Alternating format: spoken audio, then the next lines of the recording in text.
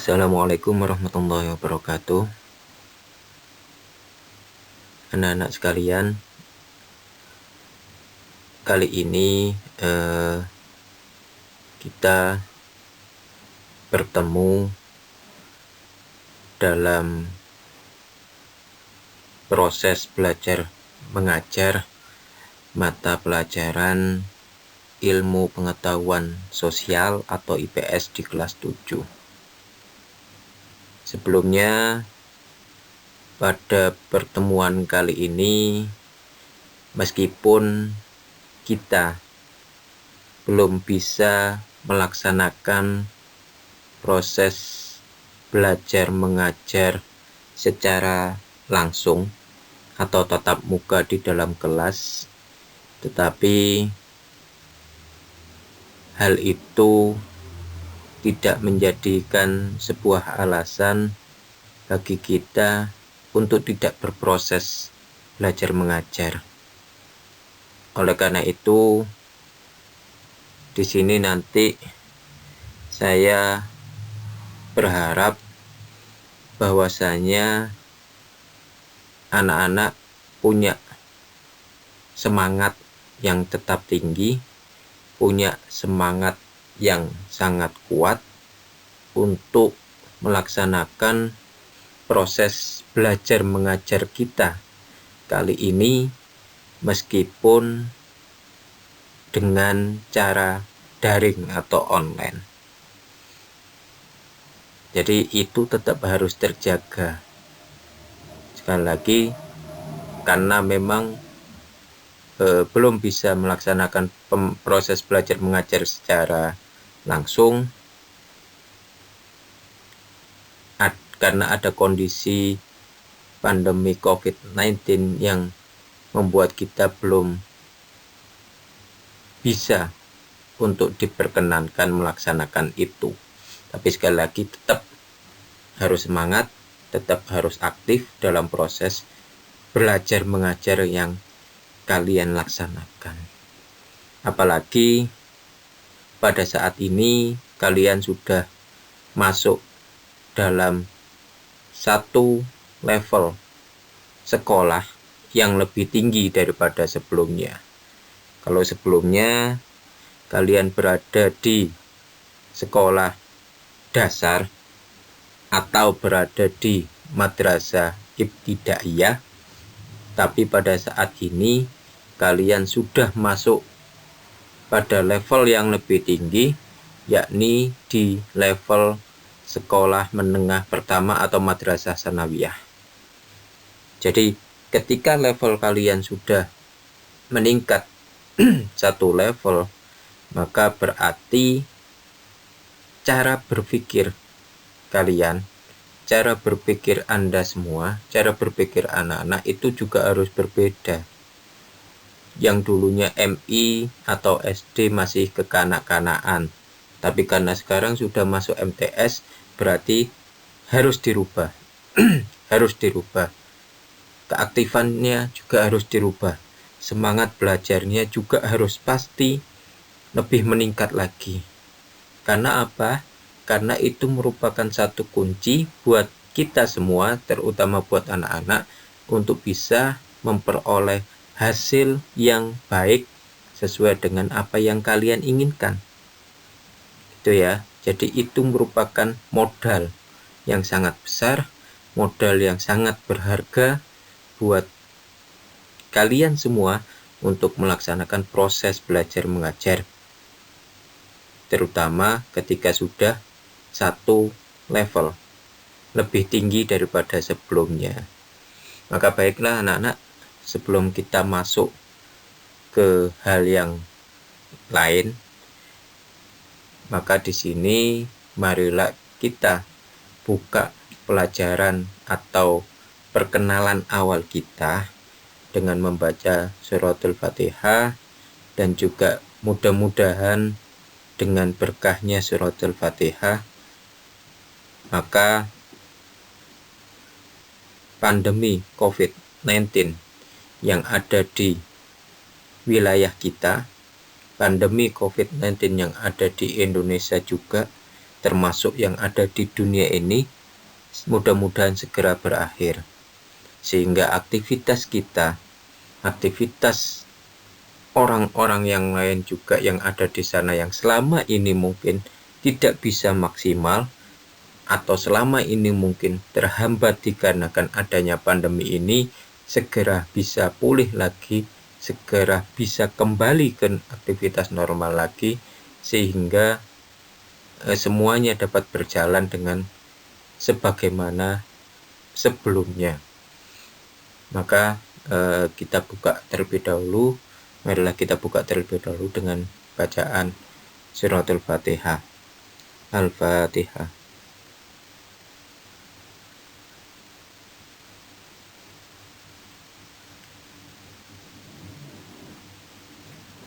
Terima kasih anak-anak.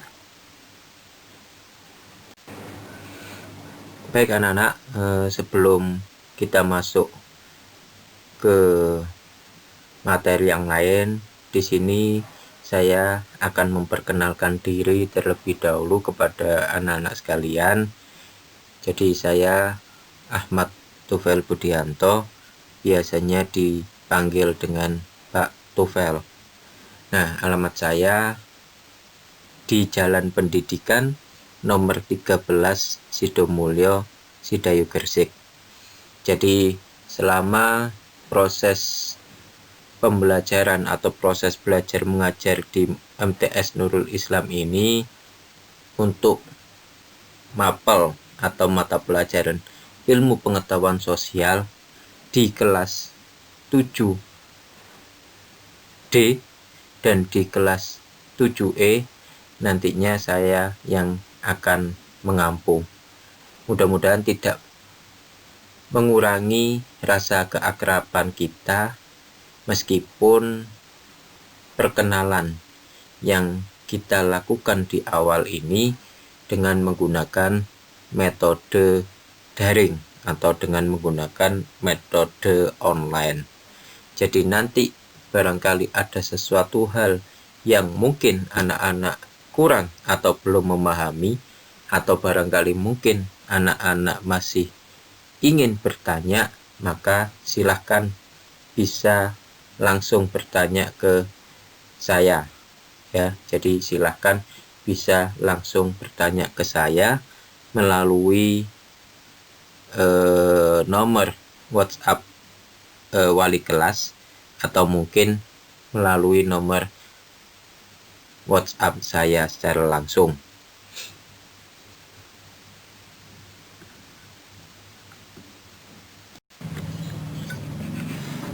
Baik anak-anak, untuk selanjutnya di sini saya akan sedikit mengulas mengenai tujuan mata pelajaran IPS.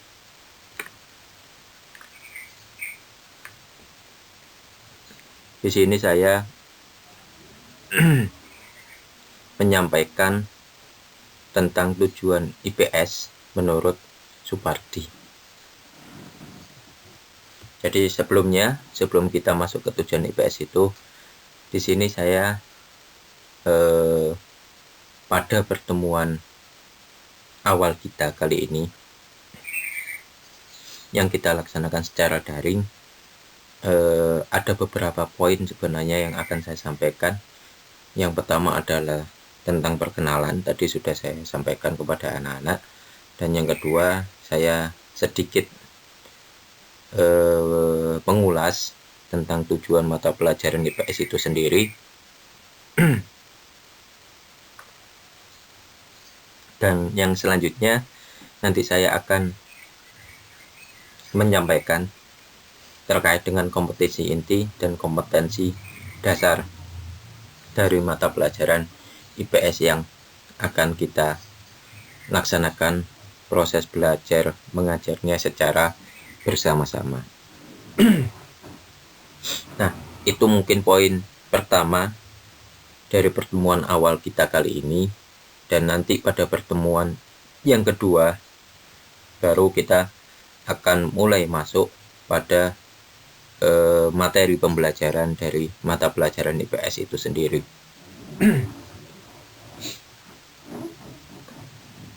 Oke, pada proses pembelajaran, khususnya pada proses pembelajaran IPS yang saya ampuh kali ini, saya mengharapkan bahwasannya pada proses belajar mengajar tersebut, ya, pada proses belajar mengajar tersebut, yakni mata pelajaran IPS, saya ingin kita berproses dari dua arah.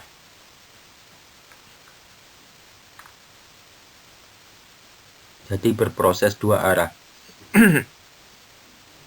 Kalau proses itu hanya satu arah, maka pada saat proses tersebut keaktifan hanya ada atau terdapat pada guru saja, dan itu yang tidak saya inginkan. Ya, kalau keaktifan hanya ada pada guru saja, maka hasil yang akan diperoleh anak-anak itu tidak akan maksimal. Ya, maka saya sampaikan tadi di awal, harus dua arah. Artinya apa? Artinya guru aktif, ya, dalam proses pembelajaran tersebut, siswa atau peserta didik juga harus aktif. Kalian juga harus aktif. Kenapa? Karena itu tadi yang saya sampaikan, bahwasanya untuk bisa memahami suatu materi,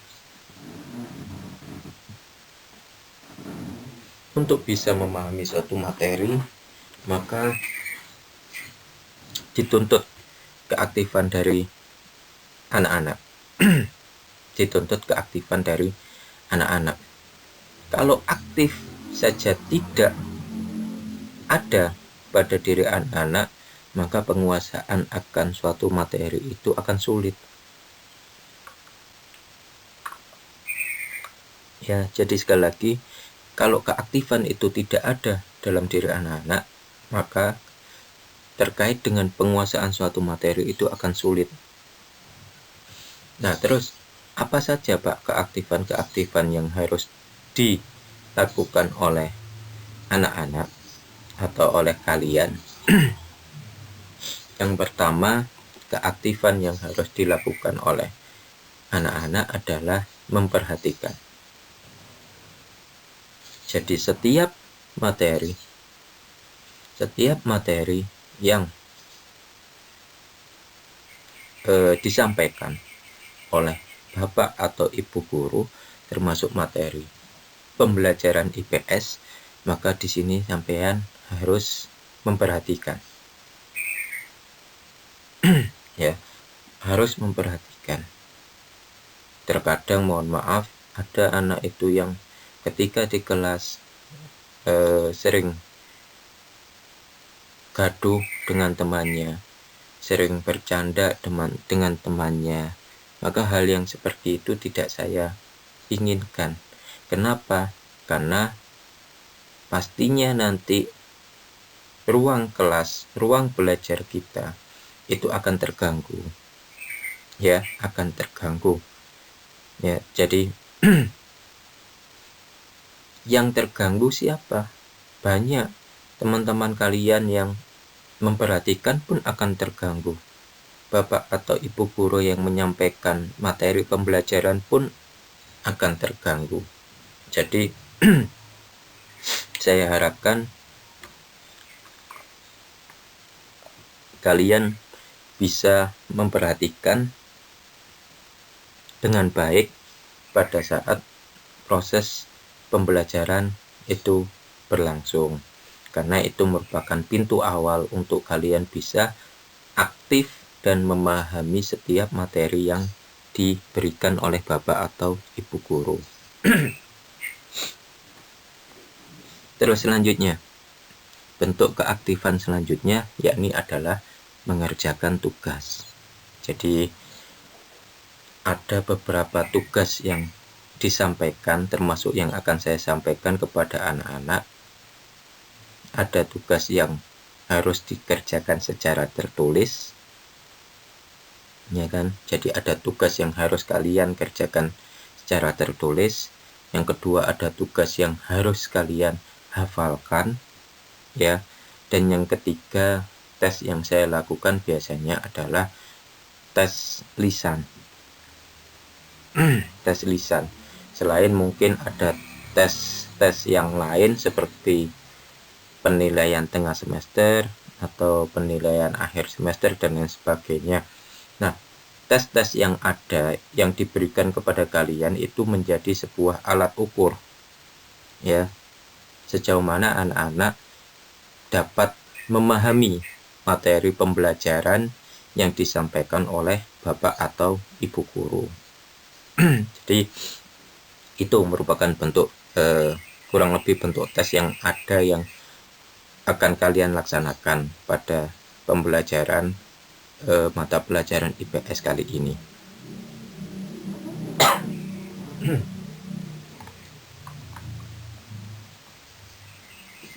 Oke, kembali ke slide. Jadi menurut Supardi, di situ tujuan mata pelajaran IPS itu ada 6. Jadi bisa kalian baca.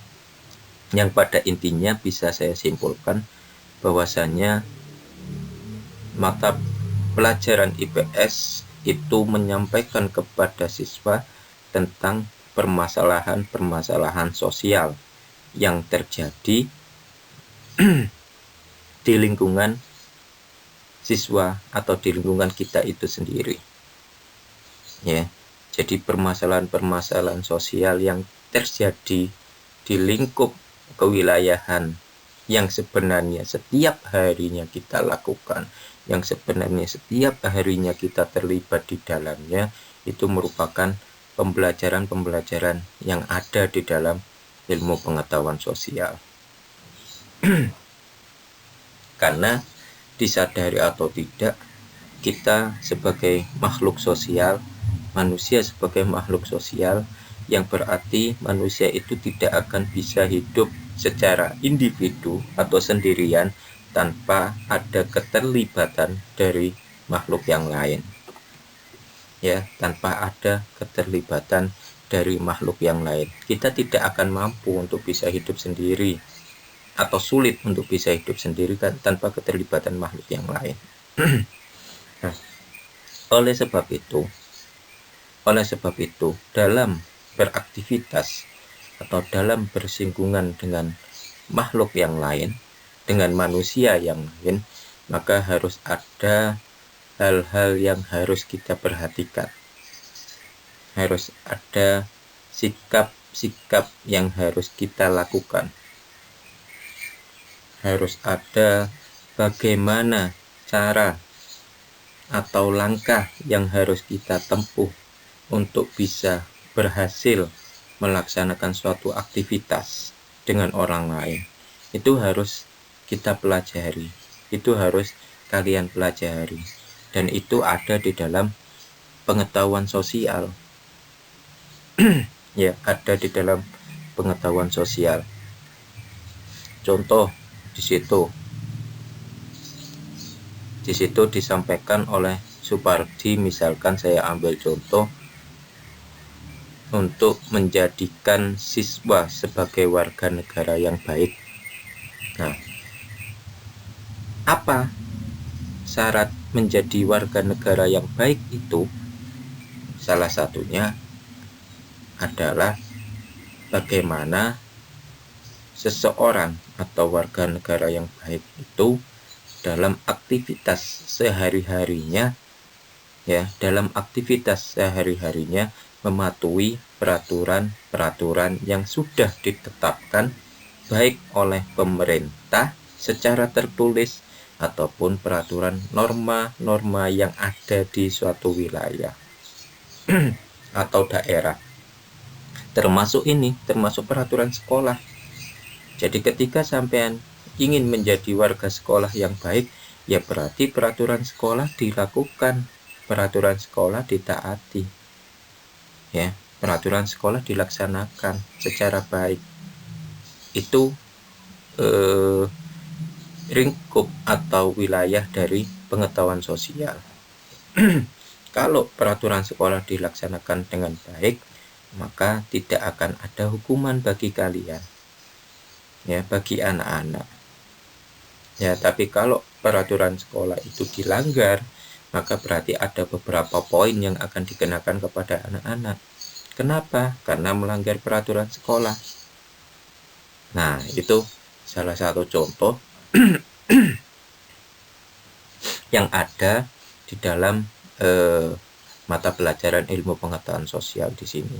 Jadi pada intinya kembali kepada manusia itu sendiri, bahwasanya manusia adalah makhluk sosial yang mana kita tidak mungkin untuk bisa hidup sendiri secara individu tanpa ada aktivitas atau keterlibatan dengan makhluk yang lain. Itu seperti itu kurang lebihnya.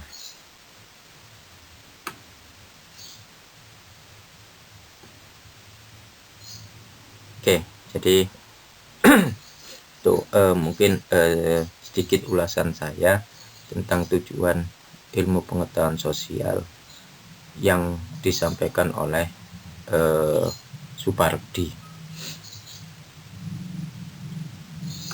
Baik anak-anak, kita masuk kali ini ke kompetensi inti. Jadi kompetensi itu sebenarnya apa sih? Jadi kompetensi itu merupakan seperangkat pengetahuan dan keterampilan yang dimiliki oleh siswa atau peserta didik setelah siswa atau peserta didik itu mempelajari suatu materi pembelajaran tertentu dari mata pelajaran tertentu. Itu merupakan kompetensi inti. Nah, materi pembelajaran itu ada di mana? Nanti ada di kompetensi dasar. Ya, jadi di sini ada kompetensi inti 3 atau dalam hal ini pengetahuan, dan ada kompetensi inti 4 dalam hal ini adalah keterampilan. Jadi kompetensi yang pengetahuan di situ adalah memahami pengetahuan secara faktual, secara konseptual, dan secara prosedural berdasarkan rasa ingin tahunya tentang ilmu, pengetahuan, tentang teknologi, tentang seni, budaya, terkait fenomena dan kejadian tampak mata. Jadi itu merupakan kompetensi inti pengetahuan. Jadi sampean atau kalian memahami baik itu secara fakta, ya, atau baik itu secara konsep, atau baik itu secara prosedur, ya, prosedur tentang ilmu pengetahuan dan teknologi, seni dan budaya. Jadi pemahaman tentang itu semua, baik secara 3 hal tersebut, faktual, konseptual, dan prosedural, itulah yang diinginkan untuk bisa kalian kuasai, untuk bisa kalian miliki setelah disajikan, ya, satu materi, ya, tentang hal tertentu oleh bapak atau ibu guru kepada kalian. Nah, selanjutnya ada kompetensi inti 4 atau keterampilan. Nah, di situ sudah disampaikan mencoba mengolah dan menyaji dalam ranah konkret. Ranah konkret itu menggunakan, mengurai, merangkai, memodifikasi, dan membuat. Ya, dan juga ada ranah abstrak, menulis, membaca, dan seterusnya, sesuai dengan yang dipelajari di sekolah dan sumber lain yang sama dalam sudut pandang atau teori. Jadi intinya dari materi yang disampaikan tersebut, sampean bisa menyajikan, sampean bisa mengolah, sampean bisa merangkai dan seterusnya materi tersebut, sehingga nanti bisa dilihat apakah dalam proses pengolahan, dalam proses penyajian, dalam proses menulis, menghitung, atau membaca yang kalian lakukan itu sudah bisa menguasai atau belum tentang satu materi tertentu. Nah, sekali lagi bahan yang ada atau yang bisa kalian gunakan pada pembelajaran IPS ini adalah bahan-bahan yang mendukung kalian untuk bisa memahami materi tersebut. Artinya apa? Artinya saya tidak membatasi. Ada buku elektronik IPS, silahkan. Atau sampean membrowsing suatu materi tentang IPS yang ada di internet, baik itu berupa artikel, baik itu berupa bacaan atau berita, baik itu berupa video, silahkan. Atau anak-anak memegang buku fisik atau buku cetak IPS juga silahkan. Jadi saya tidak membatasi anak-anak untuk mencari atau mendapatkan bahan ajar, ya, dimana bahan ajar itu nanti akan mendukung kita, mendukung anak-anak untuk bisa lebih memahami terkait materi yang ada di dalam pembelajaran IPS kali ini. Jadi itu kurang lebih tentang slide yang saya sampaikan terkait dengan kompetensi inti. Selanjutnya anak-anak, pada slide yang terakhir kali ini saya akan menyampaikan kompetensi dasar. Jadi kompetensi dasar ini yakni merupakan materi, ya, materi yang akan kita pelajari bersama-sama di dalam semester Gasal kelas 7 kali ini.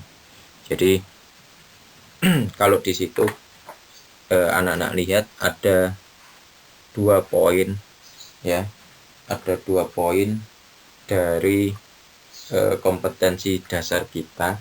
Dari kompetensi dasar kita artinya yang akan kita pelajari, berarti ada 2 bab nantinya yang akan kita pelajari pada semester kali ini, ya. Bab yang pertama yang akan kita pelajari yakni bagaimana caranya atau memahami bagaimana cara untuk memahami konsep ruang. Nah, ruang itu apa saja konsepnya?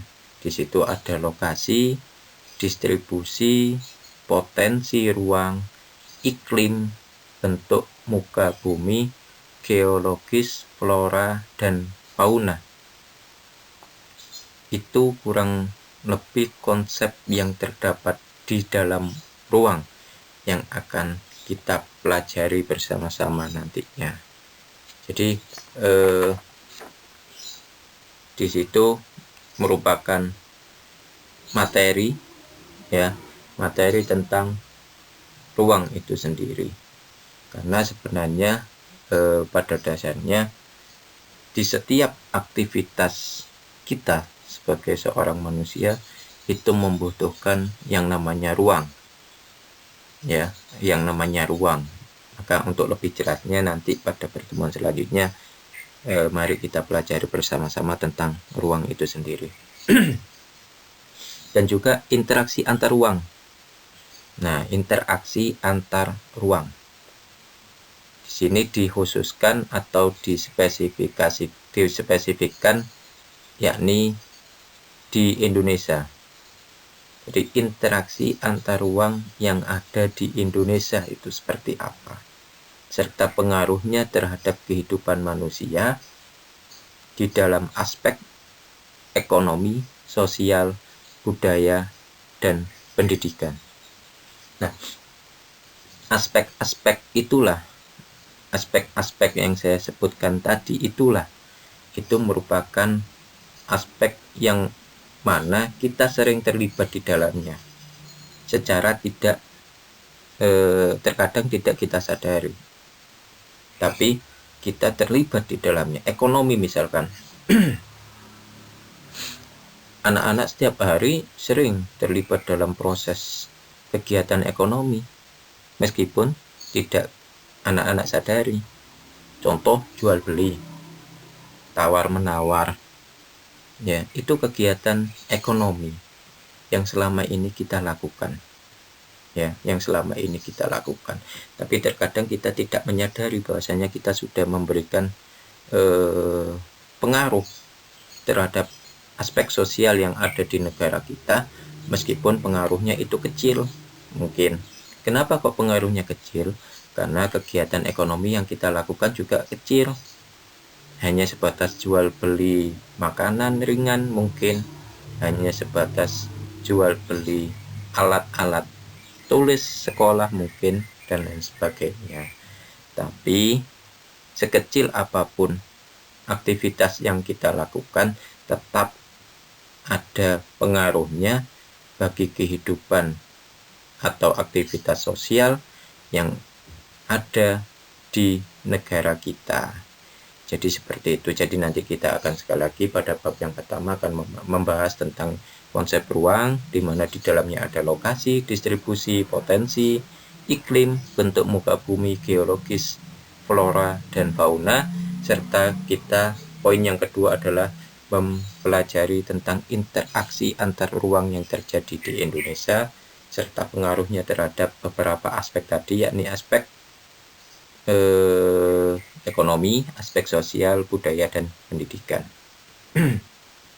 Dan yang selanjutnya adalah mengidentifikasi interaksi sosial dalam ruang dan pengaruhnya terhadap kehidupan sosial, ekonomi, dan budaya dalam nilai dan norma serta kelembagaan sosial budaya.